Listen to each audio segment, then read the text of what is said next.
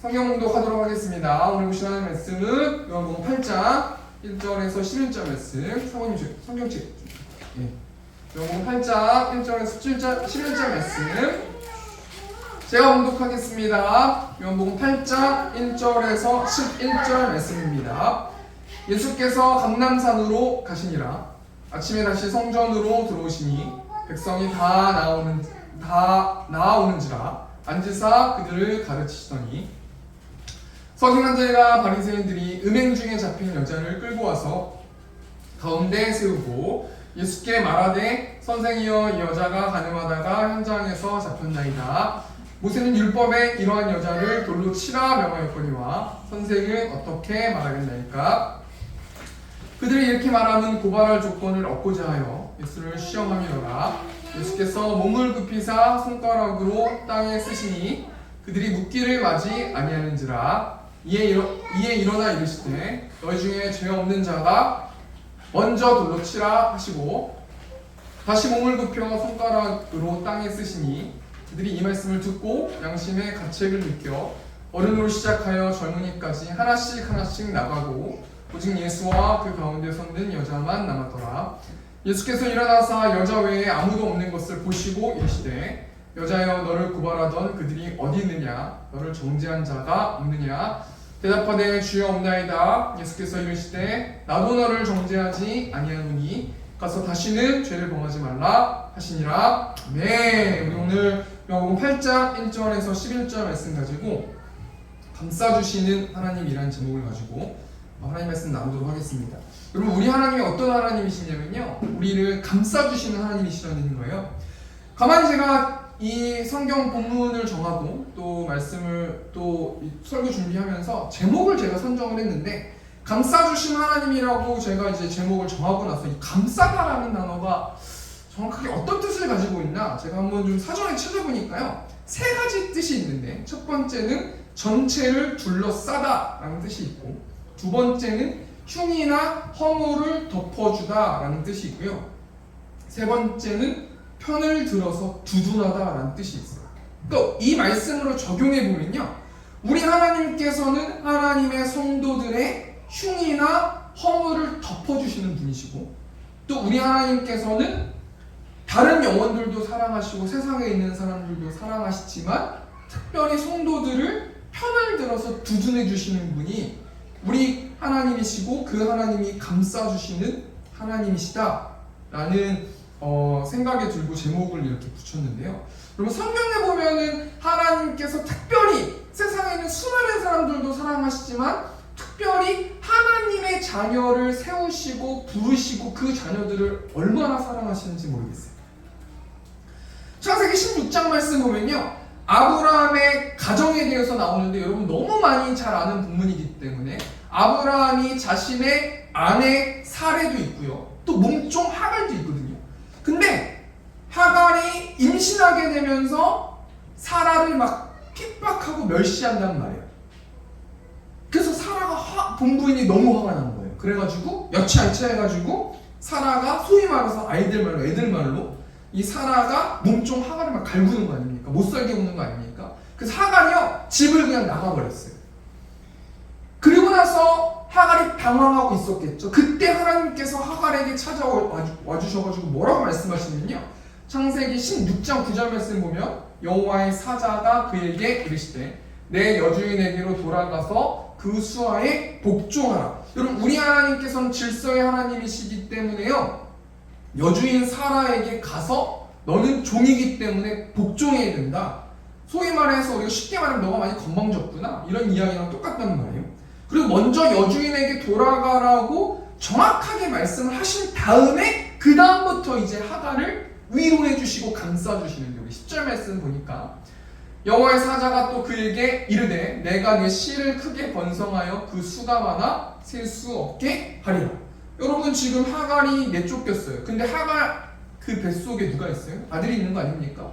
하갈이요, 자신을 혼자 몸뚱이면은 그래도 어떻게 뭐 광야나 이런 데서 유리하면서 살면 되는데 지금 자녀가 있단 말이에요. 그러니까 이 하갈 입장에서는 자신의 아들, 자신의 딸일지 아들일지 이때는 몰랐겠지만 아무튼 자신의 자식이 어떻게 될지에 대해서 굉장히 많이 걱정을 했단 말이에요. 그런데 하나님께서 감싸주시면서 뭐라고 말씀하세요? 내 씨를 크게 번성하게 해주실 거다. 여러분, 하갈에게 지금 이거보다 큰 위로와 이거보다 크게 감싸주시는 어떤 내용이 뭐가 있겠습니까? 너의 아들은, 너의 자녀는 정말 크게 번성할 거고 잘 될 거고 승승장구할 거고 굉장히 많은 자들이 될 것이다 라고 말씀해 주셨다라는 거예요. 그리고 나서 11절 말씀 보면 또 어떻게 하나님께서 감싸주시냐면요, 여호와의 사자가 또 그에게 이르되 내가 임신하였은즉 아들을 낳으리니 그 이름을 이스마엘이라 하라. 이는 여호와께서 내 고통을 들으셨음이니라. 여러분, 지금 아들까지 잘 되게 해준다고 하나님께서 말씀하세요. 그때 하갈이 마음이 어떻겠어요? 하나님, 그럼 저는요? 그럼 저는 어떡합니까? 그럼 저는 어떡합니까? 저 어떻게 살아갑니까? 그렇게 막 내면 안에서 막 불이 막 일어나지 않겠습니까? 지금 갈 바를 알지 못하고 지금 나와 있는 거 아니겠습니까? 그때 하나님께서 하갈에게 어떻게 감싸주시는 거예요? 너의 마음을 안다 이거 아닙니까? 너의 고통을 알고 나는 너를 공감하고 있고 너가 무엇을 생각하는 것도 알고 너가 무엇을 걱정하는 것도 알고 너가 탄식하는 것도 다 안다. 난 너의 모든 것을 다 안다. 지켜보고 있다 라고 공감해 주신다는 거예요.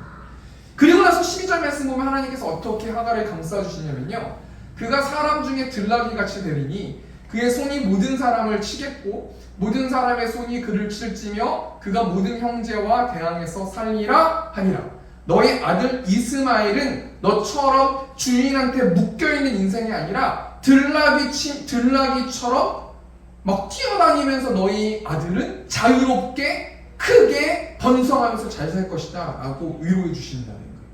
여기 이 말씀 통해서 우리 뭘 생각해 봐야 돼요? 우리는 하나님의 성도가 되었어요. 예수 그리스도를 믿음으로 우리는 하나님의 성도가 되었거든요. 하나님의 자녀가 되었단 말이에요. 근데 하나님께서요, 예수님을 통해서 자녀만 삼아주시는 게 아니라 그 한 영혼 한 영혼의 그 자녀들을 감싸주시고 안아주시고 편들어주시고 두둔해주시고 흉이나 허물을 덮어주신다는 거예요. 오늘 본 말씀 보니까요, 우리 예수님이요 한 여인을 감싸주는 장면이 나오는데요. 요한복음 8장 1절 말씀, 오늘 본 말씀입니다. 요한복음 8장 1절 말씀 보니까 예수께서 감람산으로 가시니라. 이 감람산으로 가셨다는 건 거두절미하고 그냥 한마디로 말하면 예수님은 영적으로 쉴 수 있는 곳, 영혼의 안식처 같은 곳이 있었어요. 소위 말해서 기도하는 곳이죠. 저로 따졌을 때는 저의 유일한 안식처가 저희 가족도 없고 저희 친구도 없고 저희 동역자들도 없고 성도도 없는 사우나. 전 거기가 저희 유일한 안식처거든요. 그 탕에 들어가가지고 하나님과 대화할 때 울기도 하고 웃기도 하고 기뻐하기도 하고 슬퍼하기도 하거든요.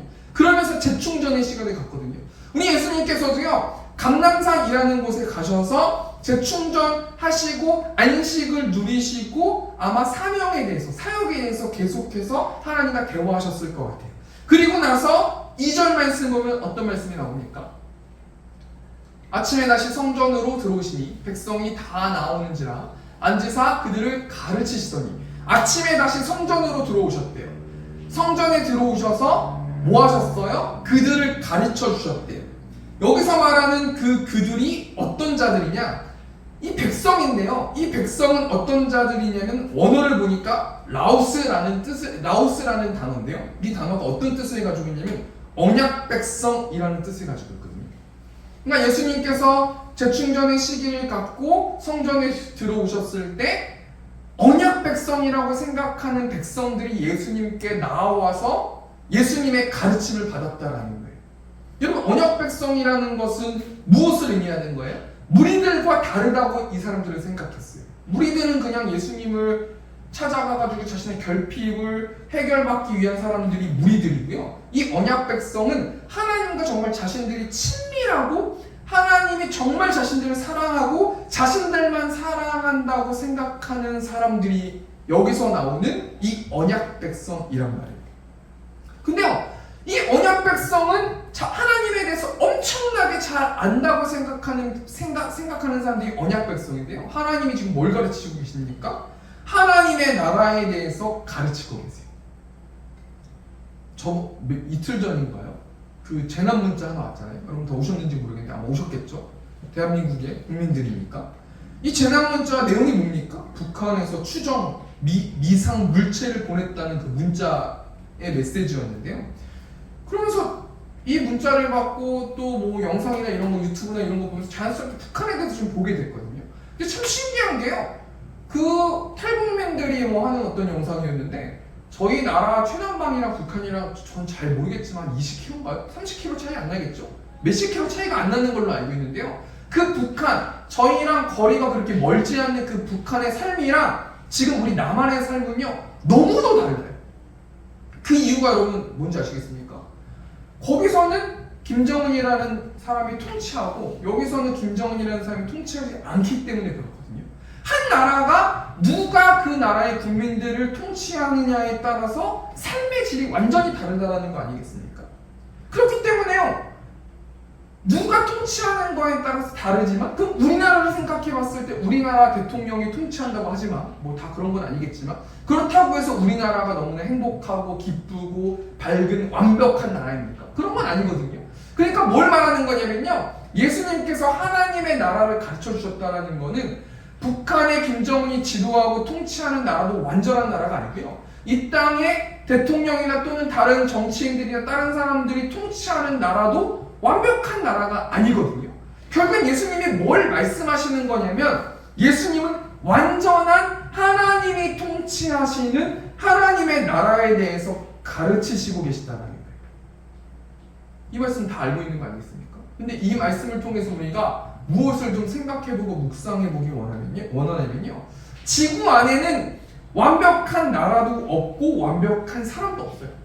그런데 참 신기한 게 뭔지 아십니까? 여기에 나오는 언약 백성들은 자신들은 완벽한 하나님의 자녀라고 생각했다는 거예요. 분명히 뭔가 기도하고 내가 열심히 경건 생활하고 정말 내가 열심히만 하면은 난 정말 완벽하게 하나님의 나라의 백성처럼 살아갈 수 있다고 착각하는 사람들이 정말 많다는 거예요. 근데 여러분 그거 아시겠습니까? 우리가 생각해 볼 때 우리가 아무리 뭔가 노력한다 할지라도 땅에 완벽한 나라는 없어요. 왜 그렇습니까? 이 나라의 백성들이 지구에 있는 모든 사람들이 다 죄인이기 때문이에요. 완벽한 사람이 아니고 완벽한 사람들이 모여있는 국가는 완벽할 수 없기 때문에 완벽한 나라는 없다는 거예요. 그런데 가만히 우리의 삶을 생각해보면 정말 뭔가 노력해가지고 난 완벽해. 난 하나님하고 친해. 나는 뭔가 저 사람들보다는 내가 더 친해. 저 사람들은 저렇고 난 이래. 저 사람들은 이렇고 난 이래. 저 사람들은 저렇고 나는 완벽해. 은근히 우리가 생각하고 있지 않는다는 거예요. 그 사람들에게 하나님께서 어떻게 하십니까? 하나님의 나라를 선포하고 계시다는 거예요. 이런 상황 가운데서 오늘 세 부류의 어떤 사람들이 등장하는데 우리가 이 세 부류의 사람들의 행동을 좀 생각해보고 오늘 이 시간 좀 같이 기도했으면 좋겠는데 오늘 3절 말씀 보니까요. 서기관들과 바리새인들이 음행 중에 잡힌 여자를 끌고 와서 가운데 세우고 첫 번째 부류의 사람들이 어떤 사람들이냐면 서기관과 바리새인들인데 이 서기관과 바리새인들은 한마디로 말해서 어떤 사람들이냐면 율법주의자들이라는 거예요. 율법주의자들이 어떤 자들이에요? 율법을 준수함을 통해서 내가 하나님과 나와의 관계를 올바르게 맺을 수 있다고 생각하는 사람들. 한마디로 행위를 통해서 하나님과 올바른 관계를 맺을 수 있다고 생각하는 사람들. 근데 이 당시에 이 사람들이 굉장히 많이 있었는데 이 사람들이 이때 당시에 기득권층이었고 부유했고 굉장한 힘을 가지고 있었어요. 그런데 예수님께서 어느 순간에 나타나셔가지고 너희가 말하는 율법으로 의롭게 되는 것은 말도 안 되는 것이다 라고 말씀하시면서 은근히 이 사람들에게 핀잔을 주기 시작하는 거예요. 그래서 이 사람들이요 굉장히 곤란하고 자신의 갑줄이 끊길까라는 생각을 해서요 예수님을 굉장히 미워하면서 예수님을 고발하길 원했어요. 그래서 어떻게 행동했어요? 이들이요? 음행 중에 있는 여자를 잡아왔어요. 여러분 이 사람들이 음행 중에 있는 여자를 관찰하고 그 여자를 현장에서 잡고 그 여자를 예수님께로 끌고 오고 그 여자를 가운데에 세웠단 말이에요. 이 율법주의자들이 왜 음행 중에 잡힌 여자를 이렇게까지 해가지고 끌고 왔습니까? 요한복음 8장 5절 말씀 보니까 모세는 율법에 이러한 여자를 돌로 치라 명하였거니와 선생은 어떻게 말하겠나이까. 여기 핵심 포인트가 뭐냐면요. 모세는 율법에 라는 단어예요. 이 사람들은요, 자신의 어떤 논리와 자신의 어떤 그 율법의 완전함, 율법의 우월성을 나타나기 위해서요, 모세의 율법에 이렇게 나왔기 때문에 이 여자를 돌로 치는 것이 마땅하다. 근데 이 사람들이 생각했을 때는 율법을 완성하기 위해선 다른 영혼들이 돌로 치임을 받고 죄인들이 죽어도 상관이 없다라는 것을 암묵적으로 설명하는 겁니다. 그러면서 예수님께서 선생님이라면 이 모세 율법을 어긴 여자를 돌로 치는 것이 맞습니까? 어떻게 됩니까? 이렇게 질문하면서 6절 말씀 보니까 어떻게 말하고 있어요? 그들이 이렇게 말하면 고발할 조건을 얻고자 하여 예수를 시험합니다. 예수님께 고발할 조건을 얻으면서 예수님을 시험하는 거예요. 예수님이 이 여인을 용납해서 용서해주면 예수님이 율법을 어기는 사람이 되는 것이고, 예수님이 여인을 벌하면 로마법이 작동돼가지고요, 로마의 법을 어기게 되는 어떤 곤란한 지경에 처하게 돼서 예수님을 시험하는 장면이라는 거예요. 우리가 이 말씀 중에서 두 가지를 좀 생각해 봐야 되는데요. 첫 번째는 뭐냐면 서기관들과 바리새인들은 자신의 율법의 우월성을 나타내기 위해서 나약한 사람을 이용한다는 거예요. 우리로 따지면 어떻게 됩니까? 하나님, 내 말이 맞습니다. 내 의견이 맞습니다. 저는 하나님과 저 사람들보다 친합니다. 저 사람들은 하나님과 친하지 않습니다. 전 율법을 이렇게 지켰습니다. 전 예배도 했습니다. 전 헌금도 했습니다. 저는 봉사도 했습니다. 전 여러 가지 것들을 했습니다. 하지만 저 사람은 저렇게 하지 않았습니다. 전 저 사람보다 더 낫습니다. 저 사람이 잘못한 것입니다. 자신의 우월성, 자신이 율법을 지켰다라는 그 우월성을 때문에 그것을 나타내기 위해서 나약한 사람을 이용한다는 거예요. 그리고 두 번째로요, 서기관과 바리새인들은 자신의 정당함을 나타내기 위해서 다른 사람을 핍박하고 죽여도 아랑곳하지 않는다는 거 아니겠습니까? 사도행전 9장 말씀 보면요, 스데반 집사님이 죽고 나서 수많은 사람들이 흩어지게 됐거든요. 그 흩어지게 만든 장본인이 누구냐면 사울이라는 사람인데, 이 사람이 결국엔 바울 되지 않습니까? 이 사울이라는 사람이요, 숨을 우러내실 때마다 크리스찬들을 죽일 생각만 했단 말이에요. 왜 이 사울이라는 사람, 왜 이 바울이 예수님을 만나기 전에 왜 그렇게 크리스찬들을 죽이려고 했어요? 크리스찬들은 율법에 얽매이는 짓들을 많이 함에도 불구하고 예수님의 사랑을 받았기 때문에, 자신 율법을 지키고 자신은 저들보다는 의롭다고 자신의 율법의 정당함을 나타내기 위해서 그 율법의 정당함에 위배되는 사람들은 죽여도 마땅하다라고 생각하고 핍박해도 마땅하다라고 생각했기 때문이라는 거예요. 첫 번째 때 정리하니까요, 첫 번째 부류의 사람들이 누굽니까? 서기관들과 바리새인들인데, 이들은 율법의 잣대를 들이대면서 음행한 여인이 죽거나 다치거나 돌 맞아 죽어도 아랑곳하지 않고요, 예수님을 고발하는 거예요. 왜 그렇습니까? 이들은 자신의 율법의 우월성을 나타내기 위해서 나약한 사람을 이용하고 자신의 정당함을 나타내기 위해서 다른 사람을 핍박한다는 거예요. 여러분, 우리가 이런 올무에 빠지기 싫어요. 하나님 이렇게 나한테 말씀하셨어. 넌 잘못된 거야. 하나님께서 나한테 이렇게 너 성경 안 보니? 성경이 이렇게 나와 있잖아. 너가 잘못한 거야. 근데요, 하나님은 어떤 법만 말씀하시는 게 아니라 사랑도 말씀하셨거든요. 왼쪽 뺨을 대면은 왼쪽 뺨을 때리길 원하면 오른쪽 뺨도 대라고 말씀하신 그 말씀도 말씀에 나와 있단 말이에요. 그런데 율법을 이용하고 성경을 이용해서 다른 사람들을 정죄하는 것, 내가 다른 사람들보다 낫다고 생각하는 것은 100% 잘못된 생각이라는 거 아니겠습니까? 또 오늘 본 말씀 보니까 두 번째 부류의 사람이 나오는데, 우리 4절 말씀 보니까 예수께 말하되 선생이여 이 여자가 간음하다가 현장에서 잡혔나이다. 두 번째는 음행한 여자가 등장하는데요, 그럼 한마디로 음행한 여자는 어떤 사람이에요? 죄인이에요.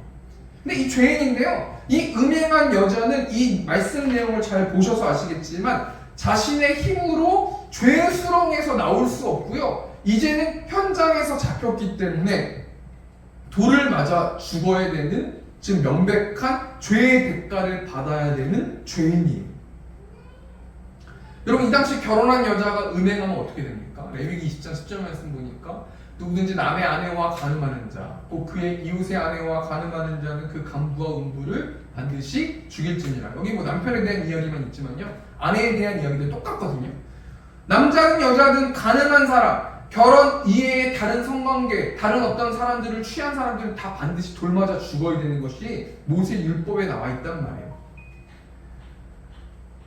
근데 아이러니한 것이 뭔지 아십니까? 서기관과 바리새인들은 자신을 의롭다라고 생각했음에도 불구하고 똑같이 이 간음한 자와 음행한 자와 이 음행한 여자와 똑같은 죄를 졌단 말이에요. 여러분, 이 당시 여자가 음행했을 때 음행하는 것을 관찰한 사람이 누굽니까? 서기관과 바리새인들이에요. 음행한 장면들을 목격한 거예요. 눈으로 다 죄를 지은 거란 말이에요. 자신을 현장에서 잡았고요, 예수님께 끌고 왔고요, 수치심을 안겨줬고요, 이제 돌을 때려야 되는 거예요. 여러분, 뭘 말하는 겁니까? 지금 성경은 무엇을 말하는 것이냐면요, 율법의 잣대를 들이대고 있는 서기관과 바리새인들도 죄인이고요, 음행한 여자도 죄인이라는 거예요. 근데 성경은 무엇을 말하는가? 죄인은 반드시 죄의 대가를 받는다는 거 아니겠습니까? 요즘 사회에 이슈가 되고 있는 사건이 뭡니까? 그 트로트 가수 김호중이라는 이 가수의 사건이 큰 이슈잖아요. 한마디로 말해서 접촉사고 낸 다음에 도주한 다음에 잠적했다가 매니저한테 옷을 바꿔치기 해가지고 경찰에 자수해가지고 걸린 거지 않습니까? 이런 거 보면요, 김호중이라는 가수는 자신이 어떤 이 음주하고 뭐 여러 가지 하는 뭐 행사도 그렇고 여러 가지 것들도 뭐 은폐할 수 있다고 생각했단 말이에요. 근데 결국은 어떻게 됩니까? 세상에 모든 죄의 대가를 받아야 되고 모든 죄가 세상에 밝히 드러내진 거 아니겠습니까? 이 사건 통해서 우리 뭘 생각해 볼 수 있어요? 죄는 숨겨지지 않는다라는 거예요.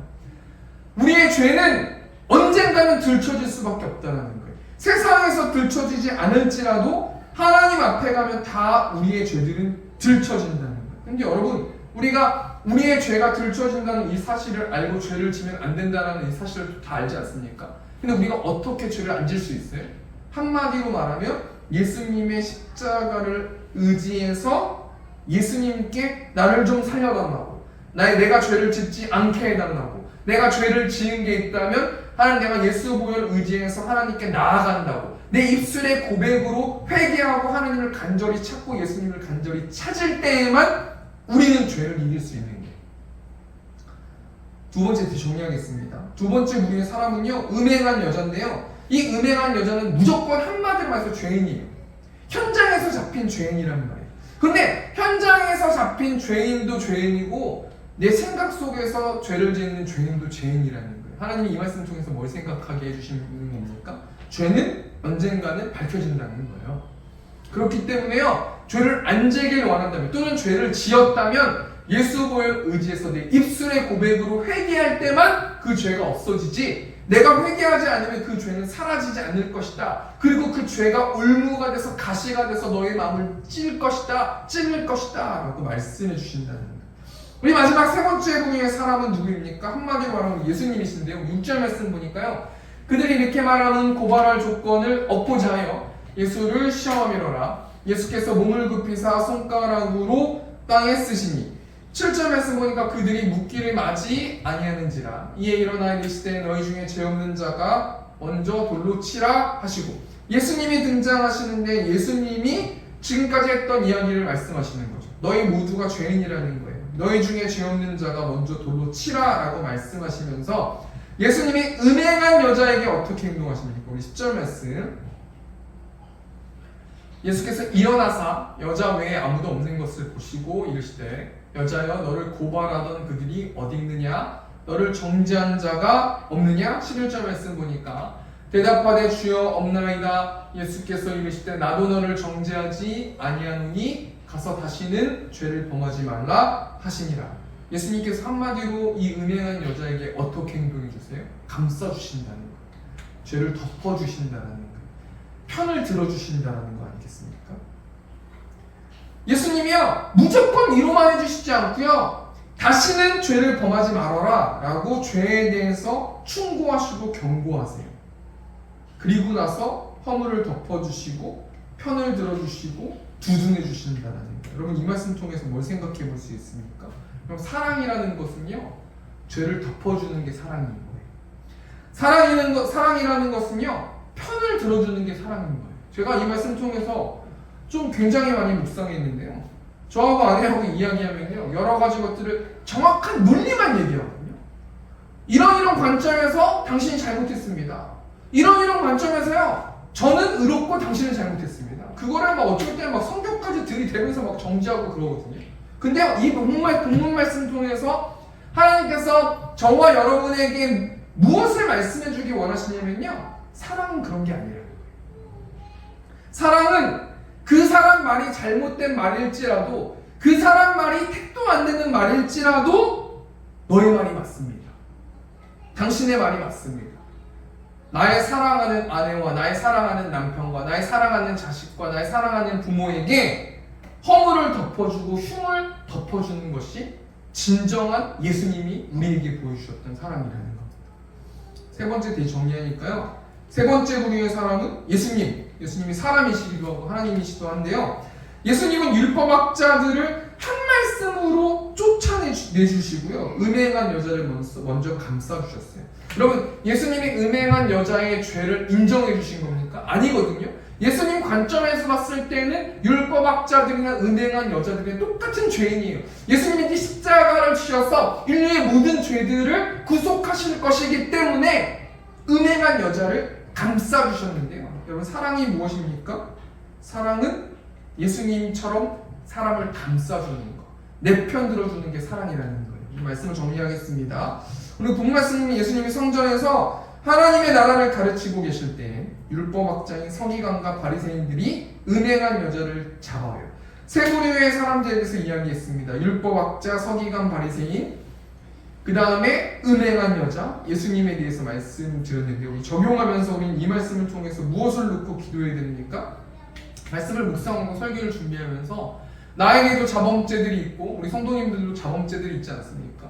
음행한 여자에 대해서 굉장히 많이 묵상했는데요, 음행한 여자도요, 어떤 관점에서 보면 양심이란 게 있기 때문에 그 죄를 짓지 않으려고 노력했을 것 같아요.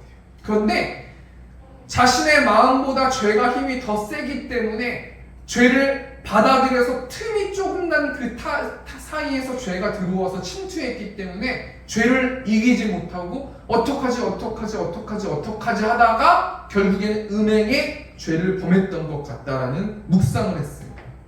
그럼 우리가 죄와 싸워서 승리하려면 어떻게 됩니까? 예수 안에 거해야 된다는 거예요. 나의 안에 거하라, 나는 너의 하나님이니 모든 환난 가운데 너를 지켜주실 것이다. 두려워하지 말아라. 너가 죄가 있으면 두려움이 찾아올 거지만 너가 내 안에만 거한다면 난 너를 도와줄 것이다. 놀라지 말아라. 너의 손을 잡아줄 것이다. 내가 너를 지명해서 불러서 너를 성도라 세웠다. 내 것이라. 너는 내 것이고 나는 너의 하나님이고 내가 너를 보배롭고 존귀하게 여기고 너를 감싸주는 나는 너의 하나님이다. 우리 찬양 가사 생각하시면서요, 우리 시간 잠잠히 좀 기도했으면 좋겠어요. 우리 각자 좀 기도했으면 좋겠습니다. 하나님, 내가 하나님의 사랑을 구현하지 못하고 하나님의 사랑을 오해하고 착각해서 내가 옳게 말하고 내가 옳게 뭔가를 타인에게 말하면 그 사람이 바뀔 거라 내가 그렇게 착각했습니다. 하나님 용서해 달라고 우리 이 시간 잠잠하게 기도하시다가 돌아가셨으면 좋겠는데요. 이 시간 먼저 찬양하겠습니다. 나의 안에 거하라. 나는 내 하나님이니 모든 환난 가운데 너를 지키는 자라. 두려워하지 말라. 내가 널 도와주리니 놀라지 말라. 내 손 잡아주리라. 내가 너를 심여하여 불렀나니 너는 내 것이라. 내 것이라. 너의 하나님이라. 내가 너를 보배롭고 존귀하게 여기노라. 너를 사랑하는 내 여호와라. 내가 너를 지명하여 불렀나니 너는 내 것이라. 내 것이라. 너의 하나님이라.